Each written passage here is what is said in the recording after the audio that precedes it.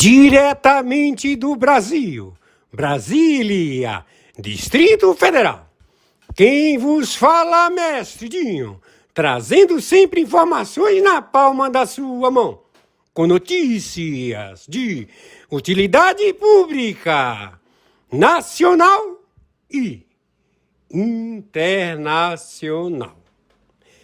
O mestre Dinho, eu quero aqui, antes de iniciar esta live, eu quero falar sobre o Pix do juiz Oscar Aníbal Chapan. Pix, Oscar Aníbal Chapan, @gmail.com. Repito, Oscar Aníbal Chapan, @gmail.com. Está na descrição desse vídeo. Olá, amigos e amigas patriotas! Eu sou o mestre de Robô News. Fique conosco no nome do Senhor Jesus Cristo até o final da live do juiz Oscar Aníbal Chapan. E na continuação, iremos assistir às matérias, todas aquelas matérias que o juiz Oscar Aníbal Chapan envia para o mestre de Robô News todos os dias. Hoje, 10 de julho do ano de 2026. Muito bom dia, dia 10 de julho de 2026. Horário 3 horas da madrugada, 47 minutos. Estamos nos procedimentos já com todas as tropas estabelecidos no território da Tríplice Fronteira. Estamos já posicionados no combate também de Iguacimo, também Roraima, também a fronteira com a França. Então estamos posicionados e o combate ele é das rotas do narcotráfico, do fentanil, rota da seda, rotas marítimas. Então nós já estamos posicionados e ávidos pelo compromisso. Vamos eliminar toda a possibilidade de permanência do regime Orcrim Foro de São Paulo e também Orcrim dos cartéis terroristas. Então, cada grupo terrorista tem que abdicar ou serão eliminados. Estamos entendidos? Estamos em guerra atômica nuclear. E temos que destruir toda a possibilidade de urânio enriquecido para processamento de bomba atômica por este terrorista, alvo que se faz chamar Luiz Inácio Lula da Silva. Ele é um espião chinês. O Lula faleceu, está morto. E quem está aí é um espião chinês. Então temos que proceder de imediato. Não temos tempo para diálogo. Quem está falando é o senhor Oscar Aníbal Chapan. Temos que também fechar as fronteiras para não permitir o enxame de guardas revolucionários terroristas e todo tipo de marginais venham se esconder no território da República Federativa do Brasil. Estamos já em confronto. Meu Pix de sobrevivência é meu telefone celular. 21 99742 0789. Por favor, nos ajudem. Temos que pagar a internet e o telefone. Por favor, nos ajudem. Agradeço a todos vocês. Muito obrigado. Agradeço a todo o povo brasileiro. Meu Pix de sobrevivência é meu CPF 510 466 447 34. Muito obrigado, povo brasileiro. Nada temam, porque eles são poucos e nós somos muitos, com muita tecnologia. Gratidão, povo. Um bom dia para vocês. Hoje, dia 10 de julho de 2026. 10 de julho. Está envolvido um carregamento tanto em Amsterdã como também em águas da Malásia, embarcações com toneladas de cocaína para serem entregues na Malásia, e o navio foi capturado, que cita diretamente a estrutura do Cartel dos Solis da Orcrim Ford de São Paulo. E em Antwerpia tem uma embarcação,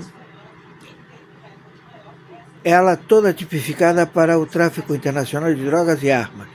Ela ia para o porto de Antuérpia, descarregava cocaína e trazia carregado com armamentos. Está esta embarcação acautelada em Antwerpia, de propriedade dos irmãos J.F., Alexandre de Moraes, Gilmar Mendes, Dino, Faquin, todos envolvidos, são cotistas destas embarcações. Tudo já com provas, fatos, autos e circunstâncias. Ou seja, traficante internacional, Luiz Inácio Lula da Silva, óbito, ou quem está no lugar dele, Moacir, espião chinês. Então já temos a extração imediata deste elemento.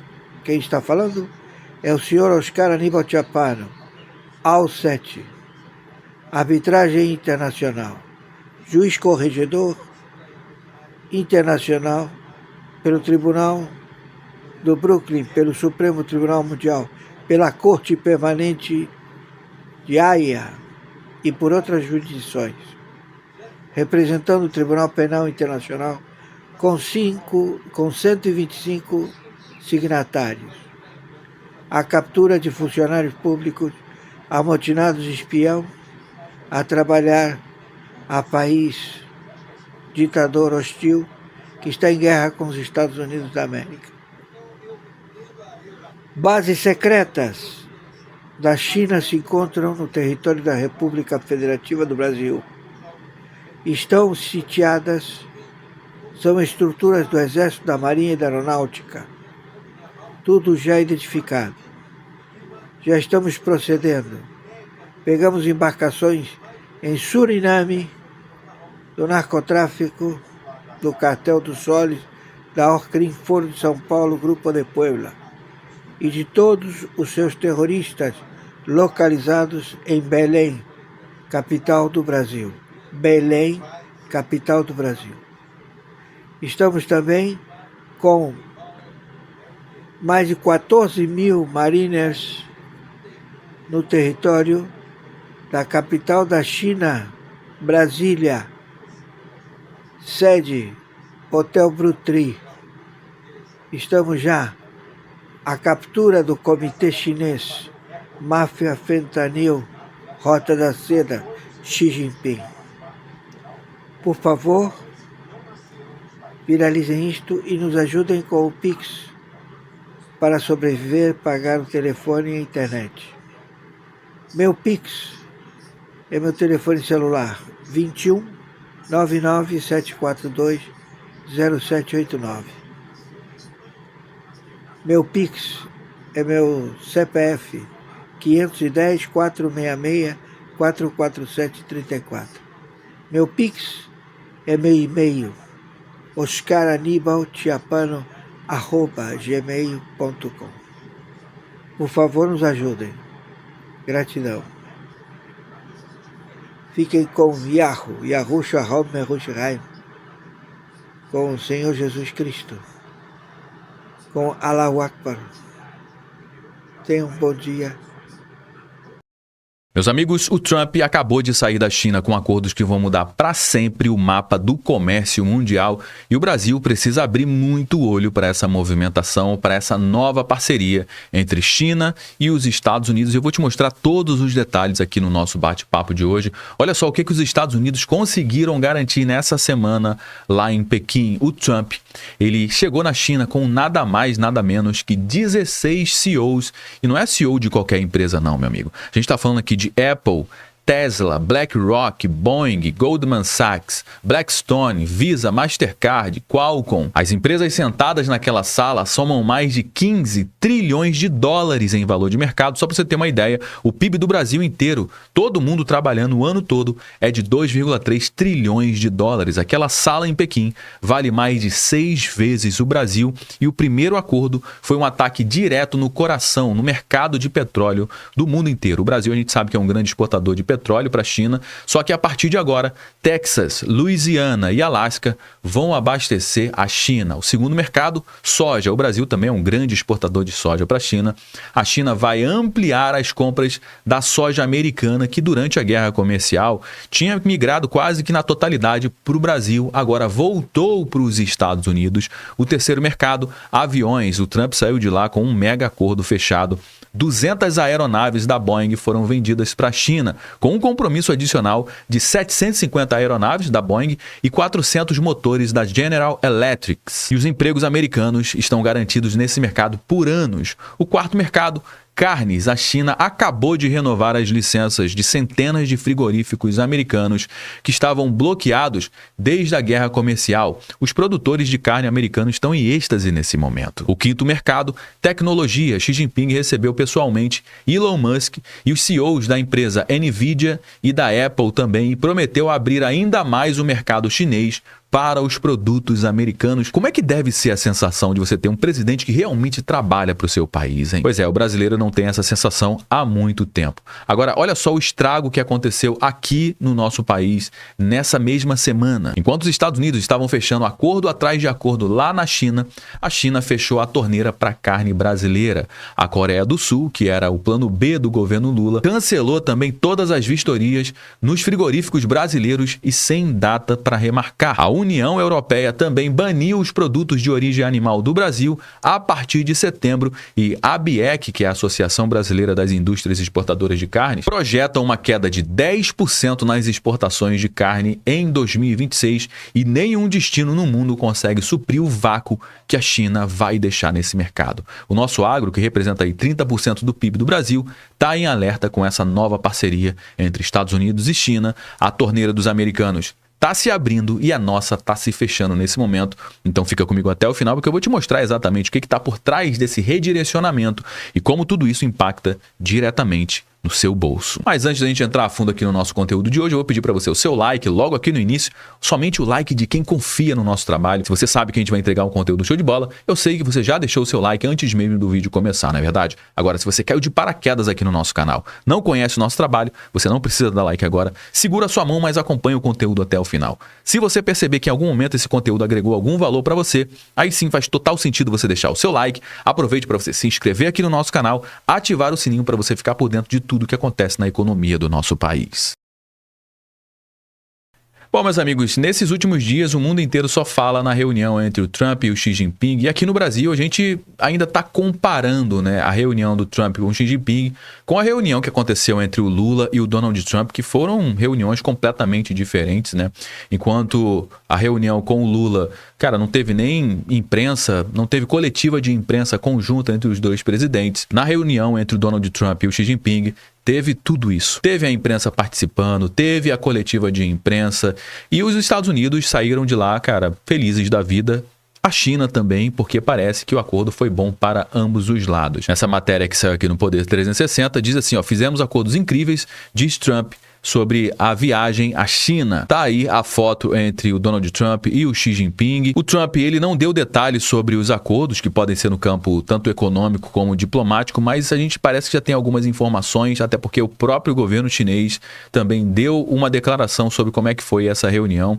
Até o momento, o único acerto entre as duas partes foi a retomada de pedidos de aviões da Boeing para as empresas aéreas chinesas, ou seja, as aéreas chinesas comprando os aviões americanos. A companhia norte-americana está fora do mercado chinês desde 2017 e emplacou uma encomenda de 200 aviões para a China. Eles também tocaram no assunto sobre a guerra no Irã. O chefe da Casa Branca disse que a China e os Estados Unidos têm visões similares sobre o destino da guerra no Irã. Segundo Trump, todos concordaram que o conflito precisa acabar rapidamente, que o tráfego de navios no Estreito de Hormuz deve ser normalizado e que o país persa, o Irã, não pode ter armas nucleares. Então, tanto China quanto Estados Unidos concordam nesses pontos. O Trump declarou que a viagem para a China foi maravilhosa e que tratou de muitos assuntos com Xi Jinping que ainda precisam ser discutidos internamente com o alto escalão do governo norte-americano. Foi uma visita bastante amistosa e o que disse o governo chinês sobre essa visita, o que saiu de bom de lá?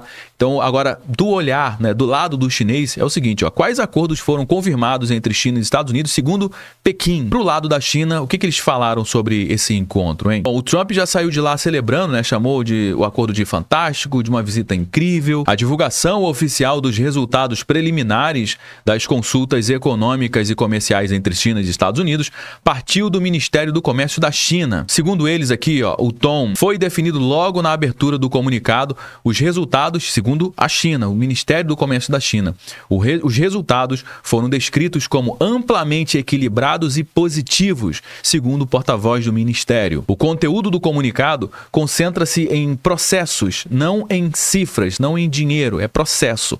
Segundo o Ministério do Comércio chinês, as partes concordam em promover a expansão do comércio bilateral entre China e Estados Unidos, incluindo produtos agrícolas, a gente vai falar sobre os produtos agrícolas mais para frente, por meio de arranjos como reduções mútuas de tarifas sobre produtos dentro de um determinado escopo. O Ministério afirmou ainda que há um consenso em princípio sobre a redução mútua de tarifas, atribuição essa que o próprio comunicado faz questão de qualificar como preliminar. Ainda não tem nada concreto, é somente um início, né? São somente as preliminares. A palavra princípio carrega peso técnico na diplomacia comercial, significa que as partes concordam com a direção, não com os detalhes. A partir de agora, eles vão trabalhar em cima dos detalhes. Tanto o Ministério do Comércio chinês quanto o Ministério do Comércio americano vão sentar agora e traçar as rotas. Obviamente, uma coisa ou outra pode não ser firmado, pode não acontecer, mas pelo menos o direcionamento já foi dado e agora eles vão trabalhar em cima desses detalhes. Nessa outra matéria, fala sobre esse acordo do agro, né? A China vai comprar 17 bilhões de dólares ao ano do agro dos Estados Unidos, o que é um problema para o Brasil, porque os Estados Unidos são concorrentes do Brasil nesse setor. O acordo válido de 2026 até 2028 foi assinado em Pequim depois da visita do presidente Trump, ou seja, aqui já tem um acordo assinado, segundo essa matéria. A Casa Branca informou nesse domingo, agora, dia 17 de maio, por meio de nota que a China se comprometeu a comprar 17 bilhões de dólares anualmente em produtos agrícolas norte-americanos. O compromisso foi firmado depois que as exportações dos Estados Unidos caíram drasticamente em 2025 devido ao aumento das tarifas impostas pelo Donald Trump. De acordo com o Departamento de Agricultura dos Estados Unidos, o intercâmbio comercial entre os países recuou 65,7% de 2024 a 2025, ou seja, uma queda drástica. A China também reduziu a sua dependência de produtos agrícolas norte-americanos. Em 2024, os chineses compraram 41% da soja produzida nos Estados Unidos. Já em 2025, o volume caiu praticamente pela metade, chegando a 20%. A Casa Branca afirmou também que as duas maiores economias do planeta estabeleceram o Conselho do Comércio Estados Unidos-China e o Conselho de Investimento Estados Unidos e China. Ou seja, aqui já não tem nada de preliminar, já é um acordo fechado, um acordo, né, para criar aqui um Conselho de Comércio Estados Unidos e China e um Conselho de Investimento entre Estados Unidos e China. E, obviamente, o nosso agro ele vai sentir tudo isso. Aqui está a nota, né, oficial lá da Casa Branca, que inclusive eu vou deixar o link da matéria aqui na descrição do nosso conteúdo para depois você acessar e ler a nota aqui na íntegra. Mas o fato, meus amigos, é que o nosso agro, ao mesmo tempo que os Estados Unidos estavam fechando esse acordo, o nosso agro simultaneamente estava perdendo mercado. Bom, meus amigos, tem uma coisa importante que eu preciso te falar aqui sobre essa visita do Trump à China, que a velha mídia não está contando direito, é que a economia real dos Estados Unidos não vai bem nesse momento, né? E o que é a economia real? É a produção concreta. A gente está falando aqui de indústria, agricultura, manufatura, emprego. É onde o trabalhador vive, sabe? É a fábrica que abre ou fecha, é o agricultor que planta ou não planta, é o caminhoneiro, né, que tem frete ou ele fica parado. Diferentemente da economia financeira, que é o mercado de capitais, bolsa, bancos, crédito, ativos financeiros, tecnologia, a economia financeira nos Estados Unidos, ela está indo muito bem. Por exemplo, a Nasdaq, que é a bolsa de valores americana, que agrupa ali as empresas justamente de tecnologia, as Big Techs. As Big Techs estão lucrando como nunca. A BlackRock, Goldman Sachs, Blackstone, Visa, Mastercard.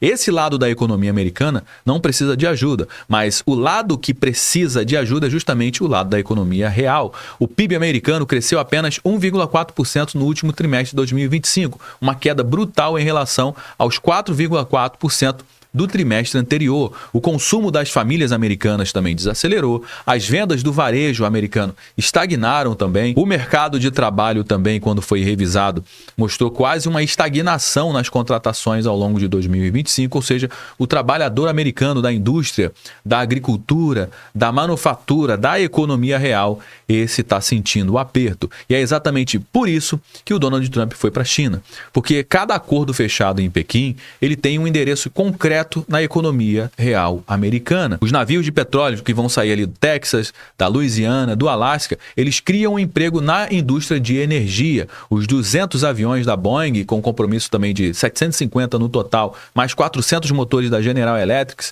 eles são anos de trabalho para trabalhadores americanos em Seattle, em Charleston, em Ohio. A soja que a China vai ampliar a compra dos Estados Unidos são de agricultores do Midwest, que vão ter a safra garantida. O Trump ele não foi para a China para fazer relações internacionais. Ele foi aquecer a economia real americana, que está esfriando, e voltou com contratos concretos. Agora você compara com o que o governo brasileiro está fazendo. Enquanto o Trump foi para a China e voltou com contratos, o Lula foi lá para os Estados Unidos, foi para uma sala com o Donald Trump e voltou com uma foto.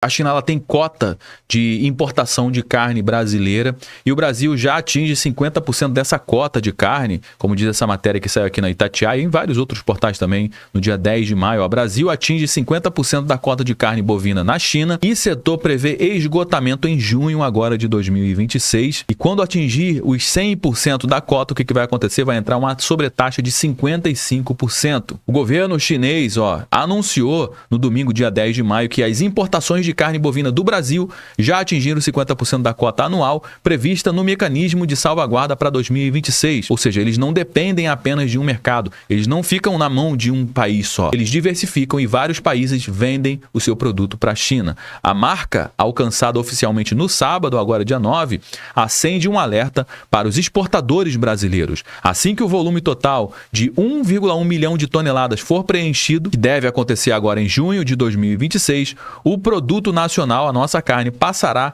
a sofrer uma tarifa de 55%. O Brasil é o segundo grande fornecedor ao cruzar essa linha em 2026, seguido aqui de Austrália também, que atingiu metade da sua cota em março. O mecanismo chinês prevê alertas formais aos parceiros comerciais quando as importações chegam a 50%, 80% e 100% do volume estipulado. Ou seja, o mercado de carne brasileiro já está se preparando para perder esse cliente agora em junho de 2026. E aí vai retornar novamente no ano que vem, 2027, mas com a sua cota de 1,1 milhão de toneladas por ano. E já nessa outra matéria diz que a China deve reduzir as importações de soja e de carnes em 2026, diz o Ministério da Agricultura.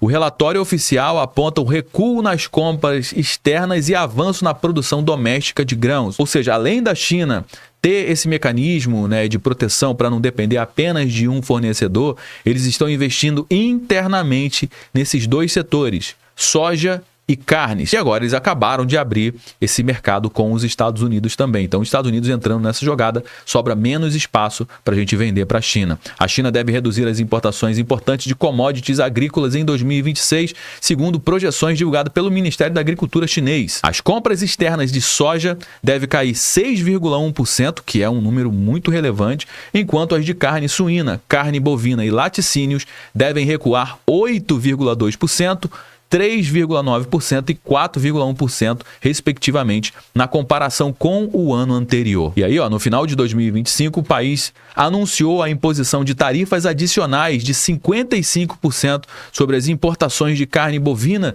de países como Brasil, Austrália e Estados Unidos, caso embarques ultrapassem determinadas cotas. Então, até o ano passado não tinha essa tarifa, essa sobretaxa. A partir de agora tem, porque eles querem estimular a produção interna dentro do seu próprio país. O problema é que o Brasil tinha meio que um acordo pré-estabelecido ali com a Coreia do Sul. Lembra que o Lula ele foi lá para a Coreia do Sul fazer lá uma viagem para visitar o presidente? A Janja se vestiu toda de lá caracterizada como uma coreana clássica, mas parece que não adiantou de nada, porque a Coreia do Sul cancela vistoria e frustra governo Lula na abertura de mercado para carne brasileira. Ou seja, o que seria um plano B, porque o Brasil já estava esperando esse fechamento do mercado chinês. Aí o Lula foi lá para a Coreia do Sul, mas o negócio não foi fechado. A Associação Brasileira de Exportadores de Carne projeta uma queda de 10% nas exportações brasileiras em 2026, após restrições chinesas e ausência de mercado alternativo. Esse foi apenas o primeiro golpe, porque teve um outro golpe extremamente importante, que foi a União Europeia também. Entenda os motivos que levaram a União Europeia a barrar carnes, ovos e mel do Brasil. A União Europeia detalhou nessa terça-feira, dia 12 de maio, por que deixou o Brasil fora da lista de países autorizados a exportar determinados produtos de origem animal para o bloco a partir de setembro de 2026. Olha, segundo eles, o principal ponto envolve o quê? As regras europeias para o uso de antibióticos na produção animal, que passaram a ser aplicadas internamente em 2022 e agora serão estendidas aos exportadores estrangeiros. Em nota enviada à CNN Brasil, porta-voz da Comissão Europeia, a Eva, alguma coisa que eu não sei pronunciar esse sobrenome aqui, afirmou que o Brasil ainda não apresentou garantias suficientes de conformidade com as exigências sanitárias adotadas pelo bloco. Ou seja, desde 2022 que esse negócio está em vigor e até agora o Brasil não conseguiu se adequar, cara. Isso aqui é uma vergonha. Sem essa adequação, os produtos brasileiros ligados à cadeia animal ficarão impedidos de entrar no mercado europeu quando as novas regras entrarem em vigor agora no dia 3 de setembro de 2026. E a gente não está falando de cifras pequenas, não. O Brasil exporta, em média, por ano, aproximadamente 10 bilhões de dólares. Agora, qual que é a narrativa que a velha mídia está vendendo, hein? Pois é, a narrativa é de tensão, de incerteza, que os Estados Unidos estão fragilizados, que dois gigantes estão negociando em pé de igualdade, mas essa narrativa é falsa, meus amigos. Os números provam isso. Por exemplo, o Estreito de Hormuz, ele está fechado desde fevereiro.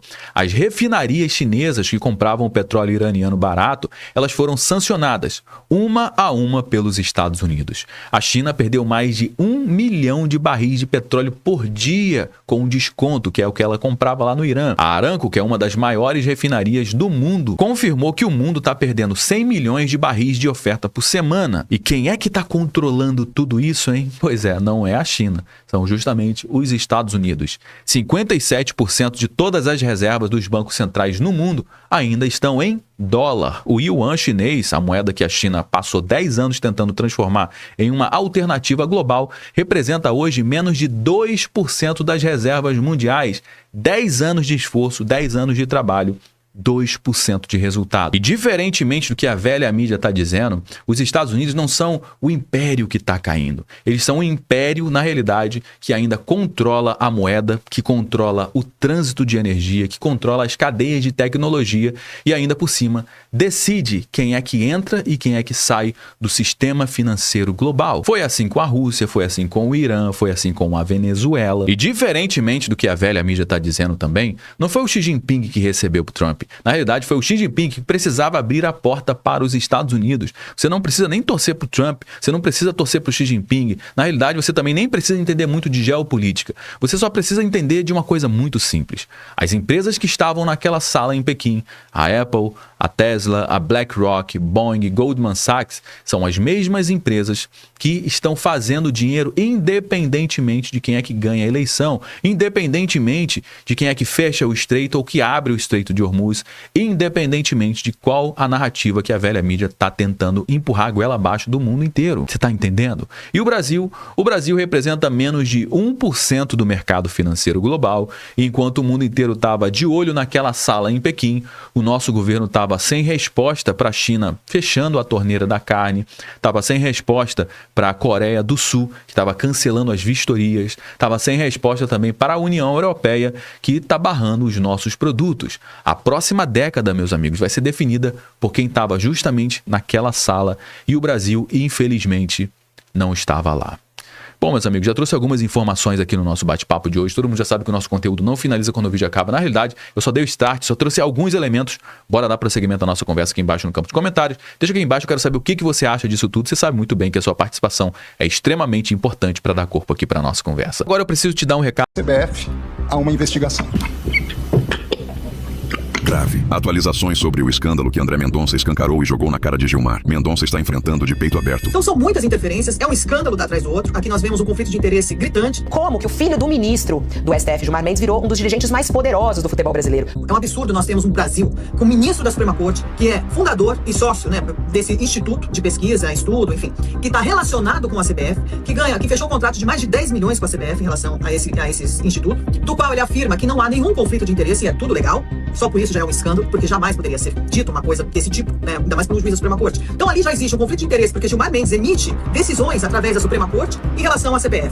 Seu filho também está envolvido ali na CBF, porque além dele ser presidente da Federação Mato Grossense, ele também é presidente ali de futebol, ele integra a comissão, uma das comissões disciplinar da FIFA, e é um dos principais interlocutores da CBF nos últimos anos, em relação ao Gilmar Mendes, a seu filho, e toda a operação que vem sendo feita, essa operação de contratos milionários, com o Instituto do Gilmar Mendes, que também não há nenhum tipo de transparência, não tem. Aqui a gente, se quiser buscar informações, se quiser ir além disso daqui, a gente não consegue, porque é blindado tudo que chega nas escadas aí do Supremo Tribunal Federal e principalmente no decano. Meus amigos, hoje, dia 10 de julho, sexta-feira, uma notícia extremamente grave acaba de chegar. No momento em que Valdemar Costa Neto fala que em 21 dias o presidente Bolsonaro poderia voltar à corrida eleitoral, a Polícia Federal solta uma bomba. Milhões envolvidos com Valdemar Costa Neto. Enquanto isso, a gente tem um escândalo da CBF envolvendo o ministro Gilmar Mendes, tem Lula da Silva desviando milhões do INSS de indígenas e nada acontece. O judiciário, que tem um lado político, parece que só pesa de um lado, do outro deixa passar tudo. Todas essas informações você vai acompanhar agora aqui no nosso canal. Por isso que o seu apoio é fundamental. Você deixando o seu like e compartilhando. Comente aqui também de qual cidade você está nos acompanhando nesse exato momento, pra gente ver até onde a informação está chegando. Sem enrolação, vamos aqui com as principais informações.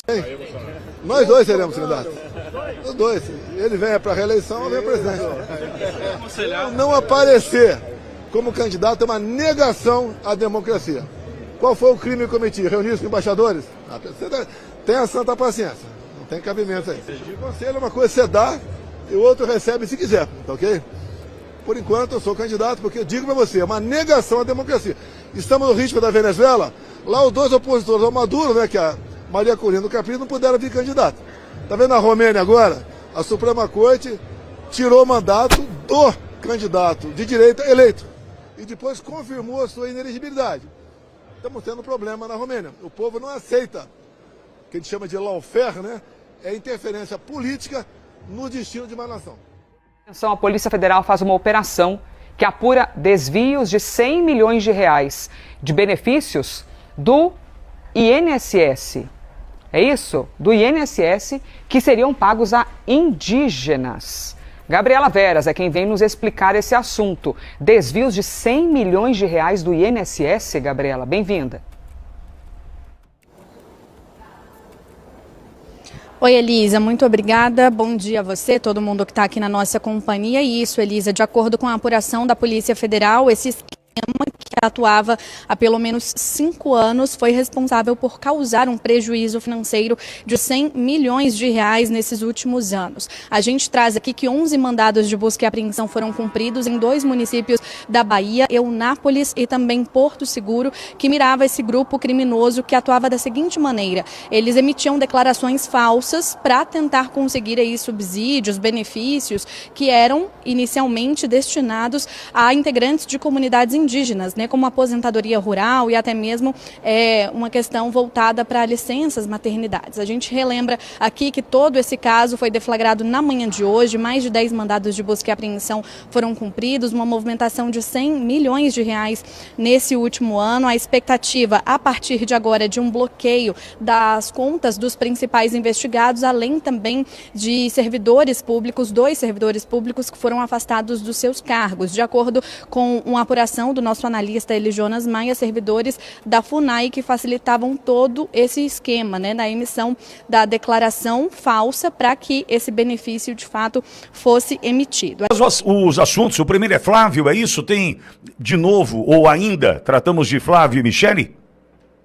Exatamente. O senador Flávio Bolsonaro segue adotando um tom conciliador para se referir à primeira-dama Michele Bolsonaro. Agora há pouco, retornando dos Estados Unidos, Flávio fez uma declaração à imprensa em que diz que está aguardando o apoio de Michele Bolsonaro para essa campanha, ele que é já pré-candidato à presidência da República, diz que Michele Bolsonaro pensa como ele e não quer a continuidade do governo Lula à frente do Brasil. Então, a nossa audiência vai poder conferir essa fala. Nós abrimos aspas para o senador Flávio Bolsonaro, que diz assim: estou sempre aberto a conversar, sempre esperando o tempo que ela achar que é suficiente para estar com a gente na campanha, vestindo a camisa. Tenho certeza que Michele pensa igual a mim. O Brasil não aguenta mais 4 anos de PT, disse Flávio Bolsonaro a um repórter do SBT ao retornar de viagem aos Estados Unidos. Então, um aceno do senador Flávio Bolsonaro, que, como eu disse, adota uma postura conciliadora e segue procurando aí uma composição que inclua Michele Bolsonaro. Pitoli. Perfeito. Débora, vou ouvir Max e Edu nessa primeira rodada de comentários. Afinal de contas, é um tema que a gente já vem mastigando já há dias. E Flávio, Max, segue nessa toada, né? Num caminho de conciliação, como Débora Sena coloca precisamente, né? Max, ele chega de viagem e já, mais uma vez, busca Michele. Do ponto de vista, vamos juntos. Nós precisamos caminhar juntos. Entendo que Flávio está cumprindo com o seu papel. Aliás, atendendo às expectativas do próprio pai, conciliador que é, né, de tentar encontrar um caminho para andarem juntos. É esse o Brasil que a gente quer, Max. Exato, Pitoli. É o foco. O foco aqui não é na briga, o foco aqui não é nos desacordos, o foco aqui não é em interesses pessoais. O foco é tirar o PT, tirar o Lula, tirar toda essa corja que hoje domina o país, para que a gente possa ter um Brasil livre outra vez, para que a gente possa ter um Brasil que vai ser respeitado lá fora de novo, para que a gente possa ter um país que vai colocar a prosperidade do seu povo como prioridade, que vai colocar a segurança das pessoas como prioridade. Esse é o foco. E o Flávio está certíssimo.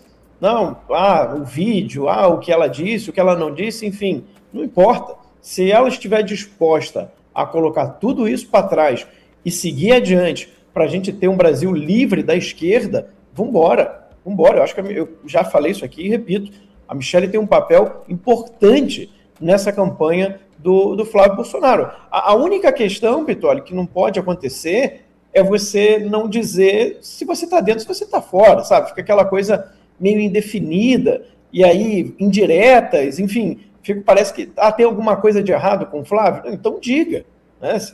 Se tem algo assim de tão ruim que ela não quer, então posicione. Ou se não tem, então diga também, né? Enfim, essa indecisão, essa falta de comunicação é péssima para todo mundo, é péssima para a Michelle. Se ela quiser ser candidata ao Senado, isso é péssimo para ela, porque já está muito desgastada, inclusive, e não tem outra posição para se ter como político, ainda mais um político de direita, um político que quer fazer o correto, a não ser a transparência. O que o povo quer é transparência, o que o povo quer é honestidade. As pessoas querem saber como cada um pensa, como cada um vai se posicionar. Eu cheguei a ver, parece que teve até um novo perfil criado pelo PL Mulher, e a própria Michelle já estaria seguindo esse perfil que tinha acabado de ser criado, um tal de Mulheres Imbatíveis, e como se fosse Michelle Bolsonaro, né? MIB, não sei se você chegou a ver isso. Não vi. Eu não estou na rede. Não, então eu fico pensando assim, bem, então não saiu da política, então continua, então o PL Mulher continua com mais ou menos ali com a Michelle no comando, ainda que indiretamente, ainda que não oficialmente. O que eu quero dizer, eu não vejo problema nisso, Pitoli. O que eu não consigo entender, e é o que está todo mundo querendo entender, é qual é a posição dela em relação à campanha do Flávio Bolsonaro, qual é a posição dela em relação àquilo que o Jair Bolsonaro pediu. Então, se continua ali o trabalho do PL Mulher, se continua, né, produzindo, enfim, politicamente tem interesse de vir ao Senado, não tem problema, acho que é direito dela. Agora, a gente precisa dar essa resposta. A gente precisa dar essa resposta para o eleitor, a gente precisa dar essa resposta para o povo brasileiro. A gente quer ver todos unidos em torno do Flávio Bolsonaro. Já foi tempo demais, Pitoli, já foi tempo demais nessa indecisão. A única coisa que a gente teve de fala sobre ela concreta em relação ao Flávio foi aquele vídeo, foi uma fala muito infeliz.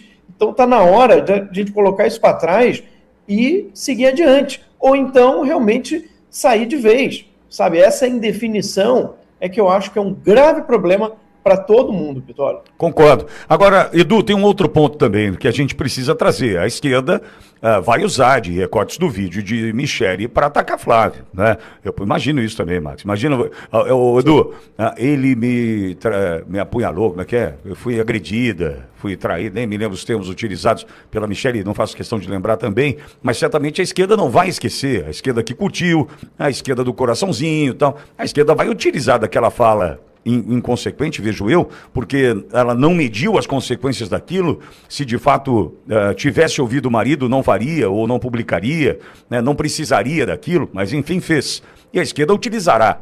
E Flávio está mostrando disposição, né, e não será usado pela esquerda, provavelmente, os posts, as tentativas do Flávio de tentar apaziguar, conciliar e aproximar, né, Edu?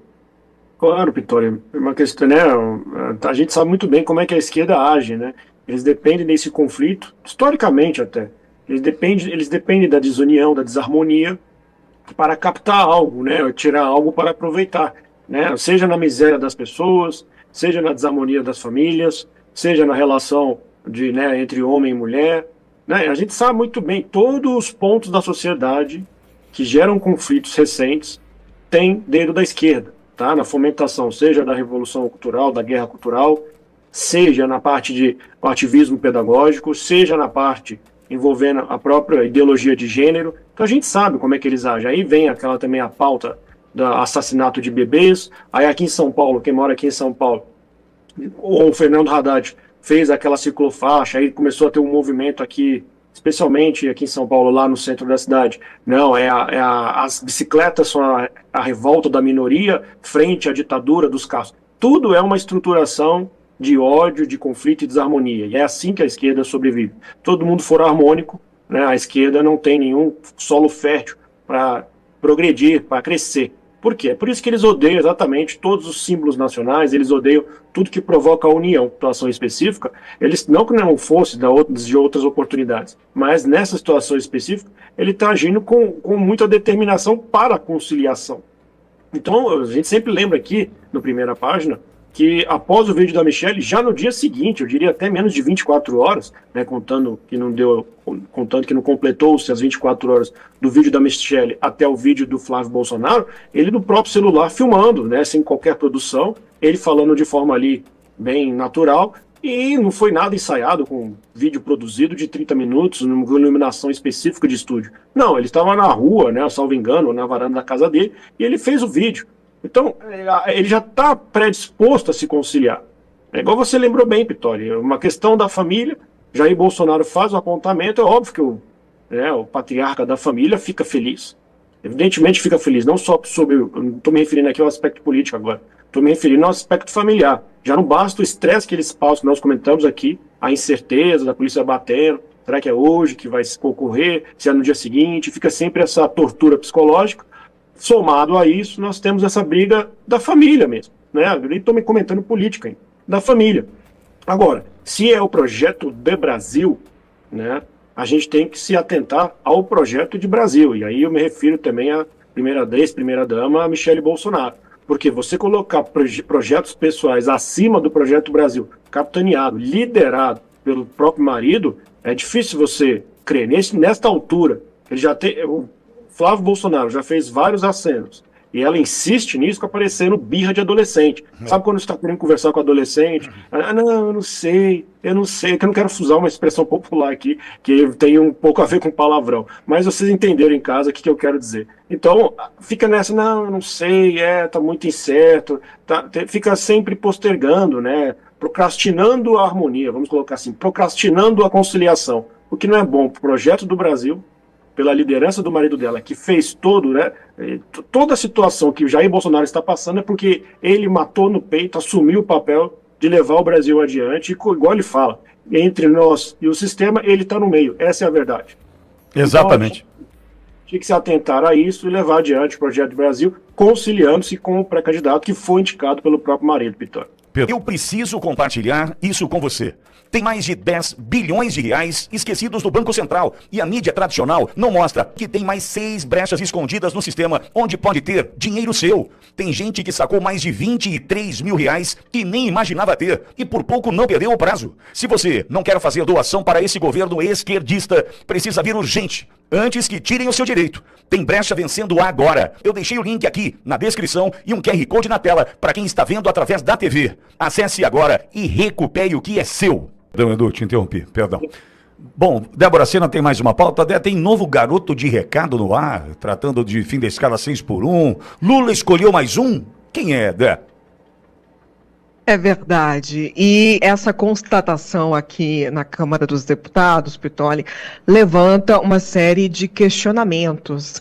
Que estratégia é essa que o Palácio do Planalto agora utiliza para medir forças com o presidente do Senado, Davi Alcolumbre? Não estaria Lula satisfeito com o papel desempenhado por Tereza Leitão, que é a líder do governo no Senado? E eu digo isso porque o deputado Pedro Uczai surgiu no cenário aqui do Poder Legislativo durante essa semana e mandou um recado claro ao presidente Davi Alcolumbre.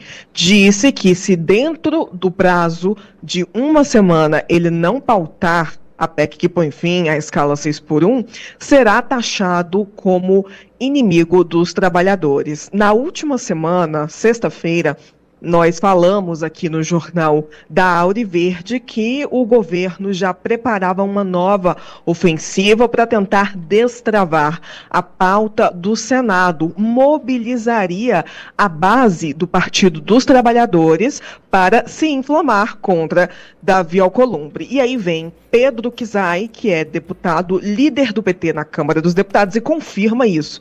Então deixa de ser uma questão dos bastidores e passa a se tornar uma informação que está na linha de frente aqui desse tabuleiro político em Brasília. A gente vai conferir a fala do deputado petista. Querem trabalhar e estudar, e 70% dos trabalhadores do Brasil reduzir a jornada de trabalho. ter 2 dias por semana para estudar, para descansar, para ficar da família, 40 horas sem redução de salário. Essa manifestação já foi apresentada, votada aqui na Câmara dos Deputados. Há mais de um mês que o presidente do Senado não coloca em tramitação esta matéria. O presidente do Senado pode muito, mas não pode tudo. Deixa a democracia decidir.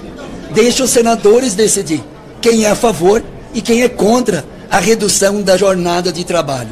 E de forma muito serena eu disse, esta semana é uma semana de negociação, é uma semana de diálogo do Alcolumbre com as centrais sindicais, com as lideranças, com o governo, com o Senado Federal.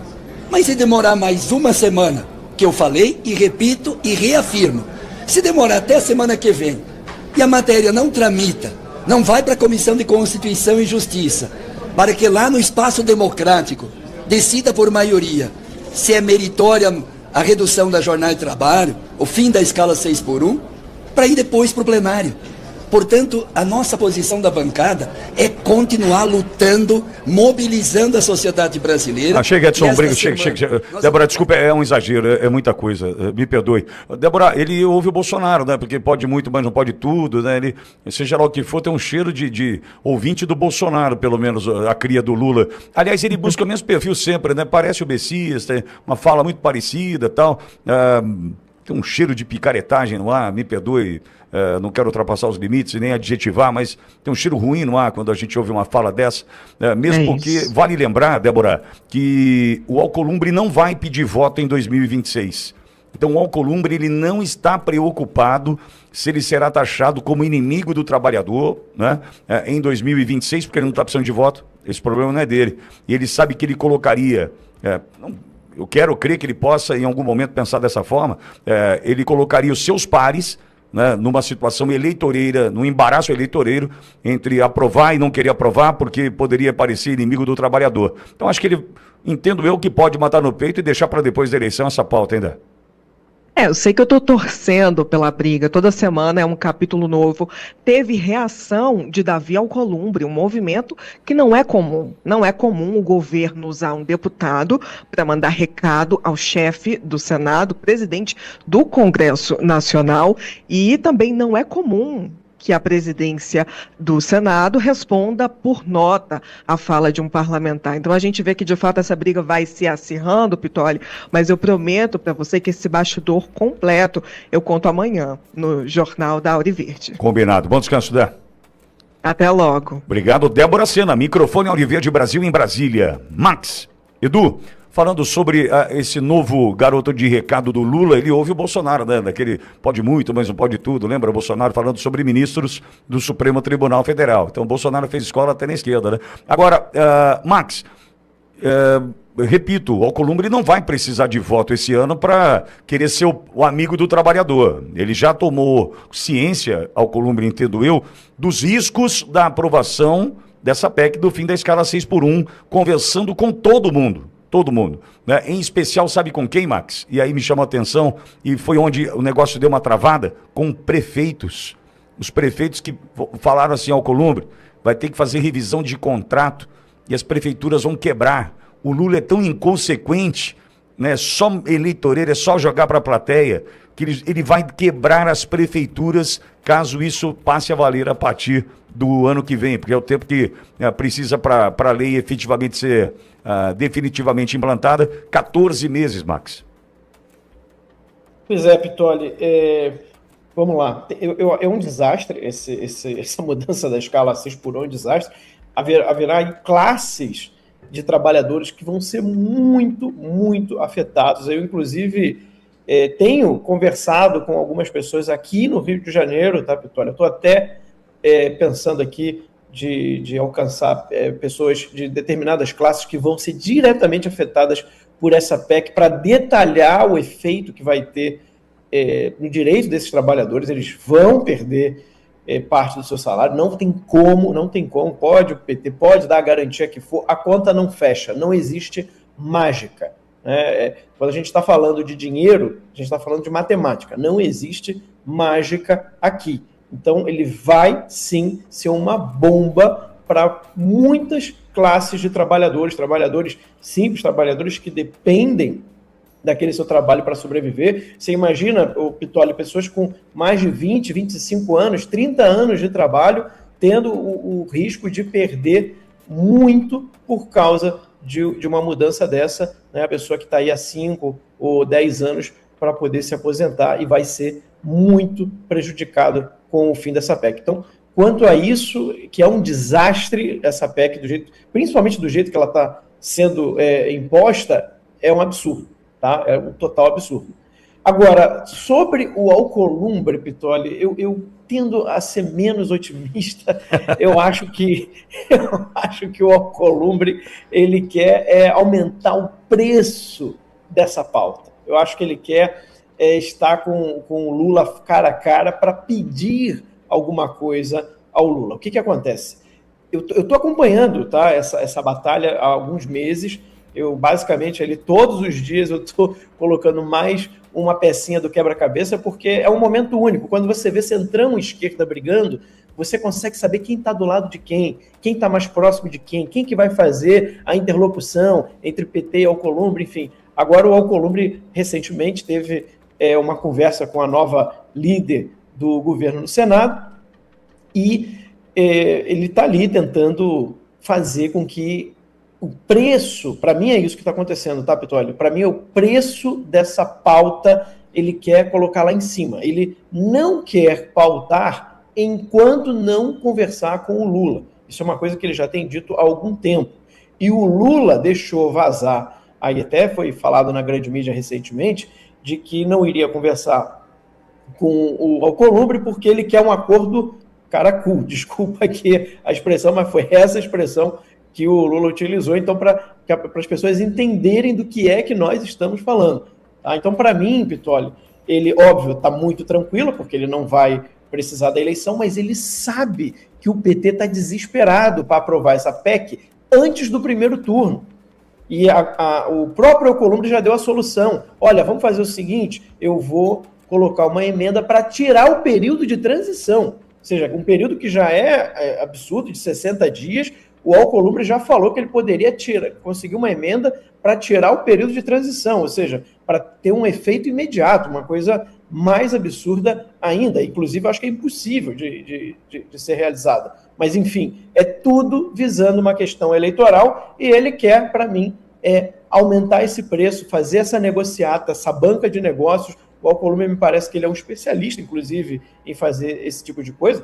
O próprio Vorcaro, né, já botou na sua delação que o Alcolumbre recebeu 30 milhões de dólares do Banco Master por ter apoiado uma pauta que favorecia ao Banco Master. Então, eu imagino aí o tipo de coisa que pode ser que o Alcolumbre queira com essa pauta que é tão importante para a esquerda nesse momento e que a esquerda sim tem pressa. A esquerda quer urgência para que essa pauta entre antes da eleição para eles poderem usá-la de maneira eleitoreira, Pitoli.